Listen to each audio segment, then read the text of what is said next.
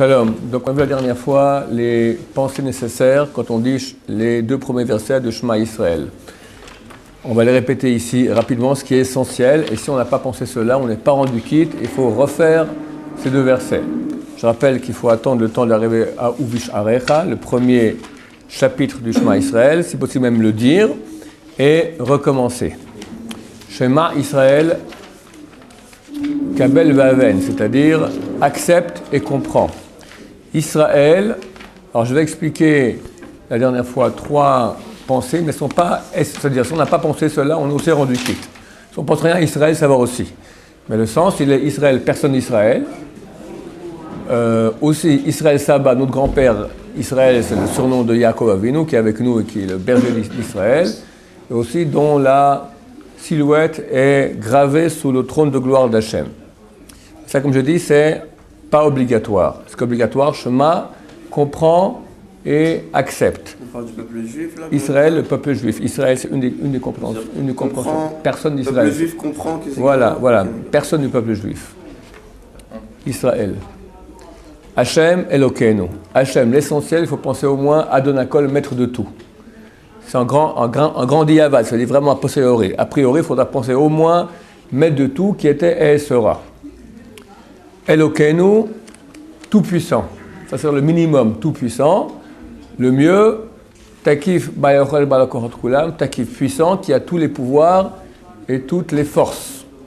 Et ça c'est Elokim. Elokeinu, qui est notre Elokim, ça veut dire dont nous jouissons une providence spéciale. Il est notre Dieu spécialement pour nous. On peut rajouter facultatif, et nous sommes ses serviteurs. De nouveau, Hachem, l'essentiel sur lequel on n'est pas rendu quitte, maître de tout. Si possible, au moins maître de tout qui était et sera. Echad, il est un. Shulchan Aruch dit, et c'est essentiel, quand on dit un, il faut penser les trois lettres. Chacune, il faut penser à autre chose. Aleph, un, seul, unique. Chet, c'est la valeur numérique 8, c'est donc dans les sept cieux et sur terre. Il est 1 dans les sept cieux et sur terre. Dalet, valeur numérique 4, dans les 4 points cardinaux. Ça, il faut le penser en même temps qu'on prononce. Ça, il faut le prononcer en même temps qu'on le prononce. Et si on n'a pas pensé, on n'est pas rendu quitte. Alors, comment on fait? Donc, avant de faire la mitzvah, on pensera une seconde qu'on fait deux mitzvot. Un, celle de dire Shema Israël du matin et du soir, c'est de la Torah, plus celui de l'unifier. C'est marqué dans la Torah, Shema Israël Hashem Kadosh Hashem Echad. On a une mitzvah en cela de penser qu'il est un, de dire qu'il est un.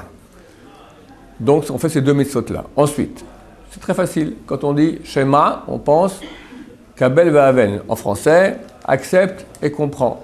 On peut penser ça. Israël. Alors, on rallonge maintenant. Maintenant, il faudra rallonger au bon endroit dans le mot.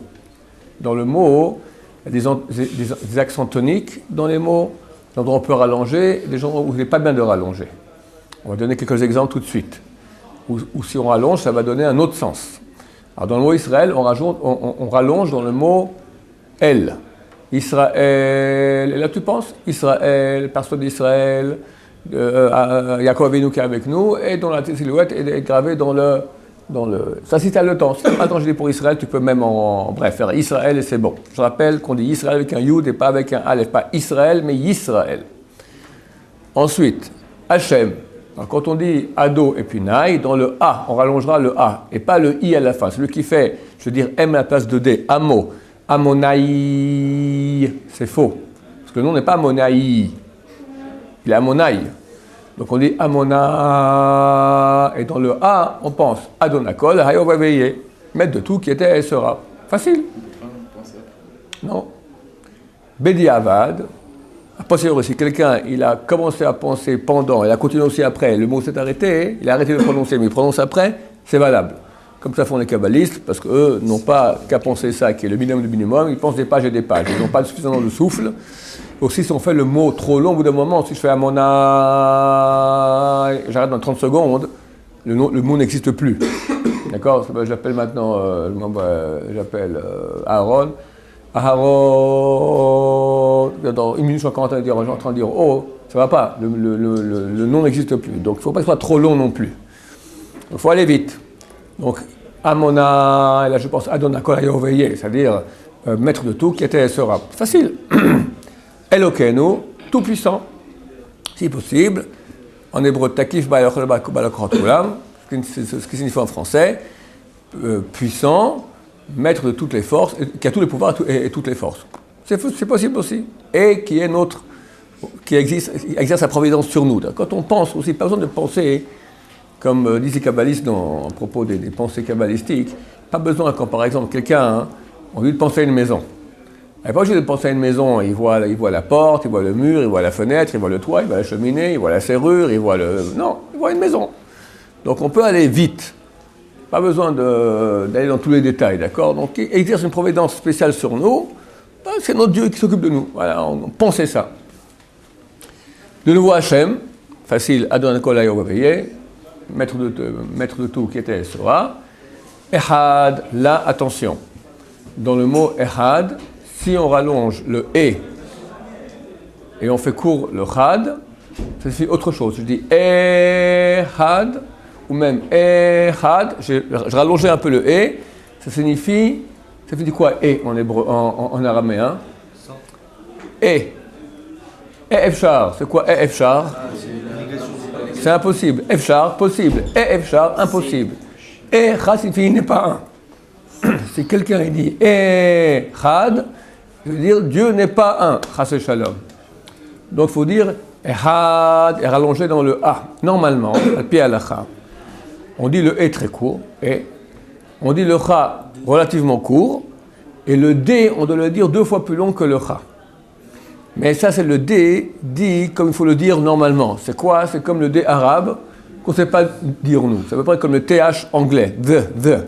Echad. Maintenant, si quelqu'un ne sait pas le dire et le dit, il rate. Alors, où il dit un Echad comme ça, et c'est faux, parce que dire un 2 comme ça, c'est faux. Le Ben Ishra écrit, il ne faut pas dire Echad 2. Beaucoup de gens disent Echad 2. Il faut parler normal. En hébreu, comment on dit? On dit Echad. On ne dit pas Echad 2.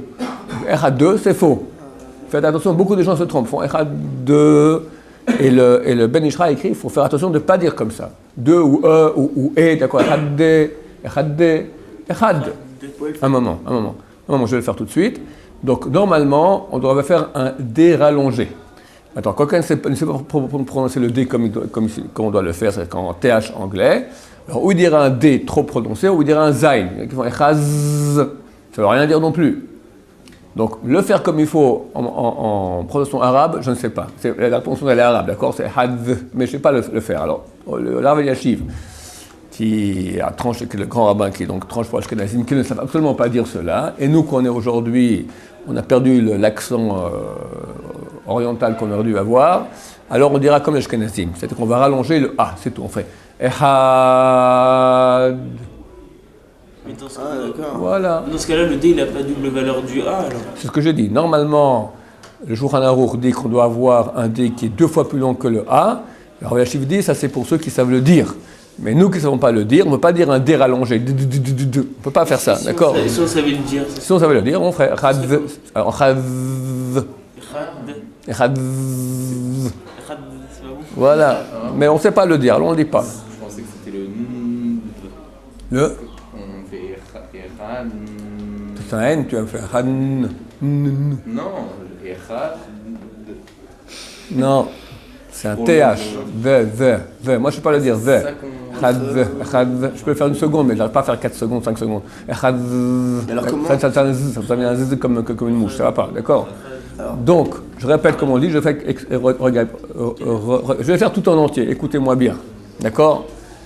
Donc, comme la dernière fois je l'ai dit, c'est pas Shema, il y a un Shevana, Shema. Et pas Shema non plus, parce que ça signifie, si je dis Shema, c'est comme si je rajoute un Hey. Shema, pas Hey, Shema, Shema. Yisraël, Amonai, Elokeinu.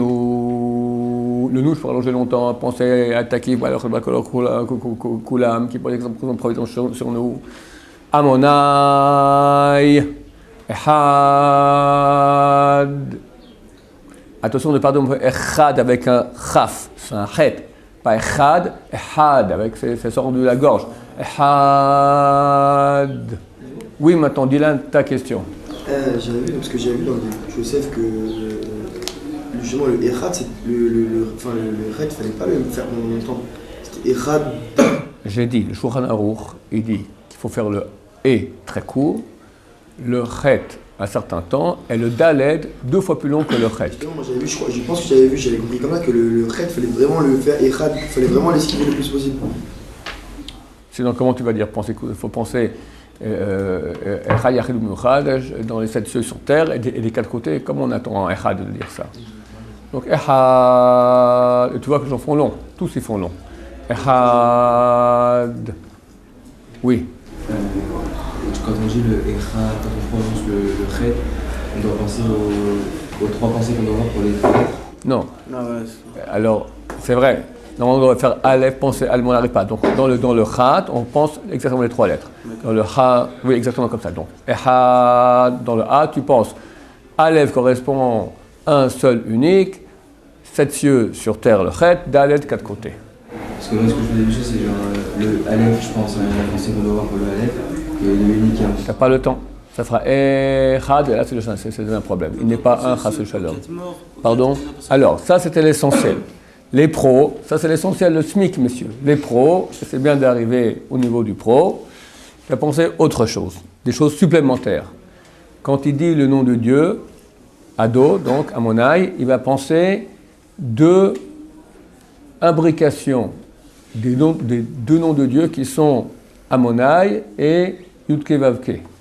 La première imbrication est marquée dans tous les les 2 sont marqués dans tous les Sidurim Sfarad d'aujourd'hui. La première, tu vois le mot Amonai dans le dernier Hei de Yudke Vavke. Tu vois Yud et puis Hei et puis Vav et puis Hei. Le dernier Hei, il est grand. Dedans, c'est écrit Ado et puis Nai. Tu vois ça. Deuxième imbrication qui est marquée juste à côté, tu penses les 8 lettres, commençant par la première lettre du mot Yudke Vavke, ensuite par la première lettre du mot Adnout, deuxième lettre de Yudke Vavke, ça nous fait les lettres Yud, Aleph, Hei, Dalet, Vav, Nun, Hei, et puis Yud. Il faut voir ça devant soi, essayer de le voir. Alors, on peut le voir d'un coup, c'est dur, on peut aller aussi par lettres, ou par, moi je pense en 4 lettres, 3 et 2, quelque chose comme ça. Il faut le voir, enfin je veux dire, quand on dit le mot, il faut voir... Oui. Quand on imbrique aussi le mot, enfin... Voilà, voir. Voilà. Le Ben Shai dit, Yetsayer Besichlo, il dessinera dans son esprit ces lettres-là. Attends, je finis maintenant pour les pros. Maintenant, dans le mot Echad, on pourra rajouter aussi, et ça on peut le penser après qu'on ait pensé le mot Echad, parce que ça devient trop long au bout d'un moment, qu'on est prêt à mourir à Kiddush Hashem, en sanctification du nom de Dieu, par les 4 morts de Bedin. Skila, Srefa, Hereg, Vachenek. On s'imagine qu'on est lapidé, qu'on est brûlé, qu'on est tué et qu'on est étranglé. Ou pendu, d'accord? Ça revient au même. Ça, c'est bien de penser ces choses-là. Ben Ish Chai rajoute encore d'autres pensées kabbalistiques qui ne concernent ni moi ni vous, que celui qui sait plus, il peut penser, qui fait monter des eaux féminines en haut, qui redescendent, machin, tout ça dans les mondes, c'est pas pour nous. Ok? Une fois, juste pour la petite histoire, c'est sympa quand j'étais jeune et sympathique comme vous. Alors, je m'avais partir au nord, sur les tombées de Sadikim, comme ça, pèleriner. Une fois, je suis parti avec toute une bande qui est partie, avec le Rav Kadouri, Rav Koudré et ses élèves. Je suis parti avec eux. Voilà, on a tourné toute la journée. Puis à la fin, ils ont prié Arvit dans une petite synagogue à Tibériade, que d'après Rabbi Noari, c'est un endroit où les prières sont le mieux reçues du monde entier, mieux qu'au Kotel. C'est un endroit à Tibériade, une petite synagogue comme ça. Bon, alors ils commencent à prier, Arvit, et ils font Shema Israël, super long, Shema Israël, Hashem Elokeinu, Hashem Echad. Bon. Et puis j'attends qu'ils continuent. J'attends 1 minute, 2 minutes, 3 minutes, comme ça. Je dis, qu'est-ce qui se passe là? Bon, sûrement ils font ça sûrement super à voix basse. Ils vont tout à coup dire Hashem Elokeinu Emet, et moi je me retrouve en retard. Je commence à foncer, Hashem Elokeinu je finis Hashem Elokeinu Emet, toujours rien qui se passe. Où ils commencent, ça veut dire qu'ils ont 5 à 6 minutes de pensée kabbalistique rien pour Shema Israël. Donc nous, ce qu'on fait maintenant, ce qu'on doit faire, c'est le SMIC du SMIC du SMIC du SMIC. D'accord? On doit le faire. Ok, deuxième verset, il faut aussi penser le sens, mais là c'est beaucoup plus simple. Baruch, que soit béni, Shem, Kevod Malchuto, le nom de la gloire de son royaume, l'Olam va être à tout jamais. Là aussi, au niveau de la prononciation, il faut dire le Baruch et après la virgule. Il y en a qui mettent la virgule au mauvais moment. Il y en a qui sont Baruch Shem, Kvod Malchuto Olam va être. C'est faux. C'est Baruch, que soit béni. Quoi? Shem Kvod Malchuto, le nom de la gloire de son royaume, à tout jamais. C'est juste les deux premières phrases ou... Les deux premières phrases, si on n'a pas pensé cela, on doit refaire. Et le reste, c'est bon, on peut le faire. Le reste, il faut aussi penser, mais si on n'a pas pensé, on ne doit pas refaire. On est quand même acquitté. On est quand même inquiété. Est-ce qu'on peut dire par exemple, le mot et penser justement ce qu'il va faire? J'ai dit, il faut commencer, quand on dit le mot, il faut commencer à penser ce qu'il faut penser. Si après on n'a plus de souffle, on s'arrête. Ou des fois il sort trop vite le mot, on n'a pas fini la pensée. C'est encore, on peut compter Bedi Abad sur la pensée qu'on dit après. Non, parce que c'est dur de le dire et de penser. Je sais, mais il faut s'habituer, c'est pas si dur. Qu'est-ce que tu fais au demander? C'est dur de changer de syllabe, en même temps penser à autre chose. Donc qu'est-ce que tu veux? Tu laisses longtemps sur la même syllabe. Amona, tu peux dire ah et penser à 40 000 trucs. Ah, voilà, tu peux, c'est pas trop compliqué. Dire Amona et en même temps penser les choses, c'est difficile. Donc tu rallonges une syllabe, et au bout d'un moment, ça vient. C'est une question d'habitude. C'est comme conduire en voiture. Tu conduis? Quand tu vas apprendre à conduire, tu devras au bout d'un moment sortir du parking, de ta place où tu as parqué. Pour ça, il faut mettre le clignotant à gauche, regarder dans le miroir, passer la vitesse, débrayer l'embrayage, mettre le point de l'accélérateur et sous point de friction sans caler, et en même temps tourner le volant. C'est 6 mouvements à la fois. Pas facile. Puis après 6 mois, tu le feras en parlant de Tosfot. D'accord? C'est une question d'habitude. C'est une question d'habitude. Au bout d'un moment, ça rentre. Normalement, ici j'ai parlé de dire le nom de Dieu, il faut penser à Adonai Kol Hayah et les deux implications. Normalement, on doit le dire chaque fois qu'on pense au nom de Dieu. Au moins, comme les Shulchan Aruch, dans le chapitre 5 du Shulchan Aruch, il dit Kavat HaBrachot, l'intention des brachot. Quand on dit une bracha, il faut penser ça. Donc au moins quand on fait une bracha, on n'en fait pas trop par jour de brachot. Maximum 100 à peu près ce qu'on fait par jour, ce qu'on doit faire, on doit faire 100. Donc on peut s'arrêter 2-3 secondes en plus, faire plus lentement et penser Baruch Ata Hashem, donc Amonai, je pense Adonai Kol Hayah U'Haviyeh, Elokeinu Ta'akif Balach Balakochat Kulam. C'est possible, c'est le minimum. Tu vas rajouter, tu penses aussi les noms de Dieu. Il n'y a aucun problème à ça, il faut le faire lentement. Moi j'ai un rave chez qui je prends des cours une fois par semaine. Quand il fait la bracha, c'est 30 secondes. C'est un exemple pour nous. J'exagère peut-être 30 secondes, mais c'est bien 15 secondes. Hein. Baruch Ata Hashem Elokeinu Melech HaOlam Shehakol Niya Bidvaro. Ça, c'est une bracha. Combien de temps ça prend en plus que ce qu'on fait d'habitude? 5 secondes. Ok, ça vaut la peine pour Hachem de donner 5 secondes en plus. C'est un poids énorme, la bracha. Un poids énorme. Ça vaut combien de prières combien de temps après du matin, c'est quoi de prières ça? Combien de bénédictions on fait? Un certain nombre. Même sur un charit, on peut penser les 100. Alors, hein? Non. Tu fais 18 dans Birkut HaShachar.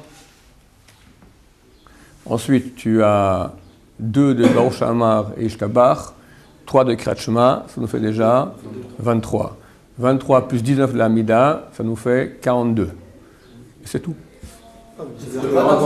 En faisant Mincha et Shacharit, c'est... Normalement, en journée normale, si on fait les brachot, on fait les prières normales, on va aux toilettes, etc., on fait les 100. À Shabbat, Yom Tov, c'est plus compliqué. Les femmes qui font pas toutes les prières, c'est plus compliqué. Les femmes aussi doivent faire 100 brachot par jour. Baruch Adonai, l'Olam Amen V'Amen.